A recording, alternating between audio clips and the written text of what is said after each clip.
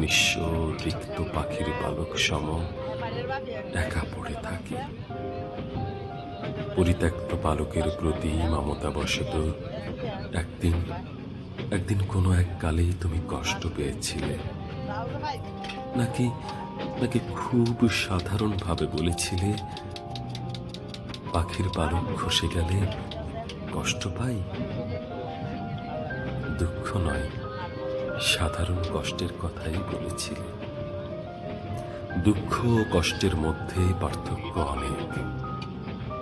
বহু রক্তক্ষরণের পর শব্দ দুটির যথার্থ বোঝা যায়। আমার তো অর্ধেক জীবন চলে গেল নেহাত মামুলি দুটি শব্দ আর তার মানে খুঁজে পেতে। বুকের গোপনে আজও খুব দুঃখ।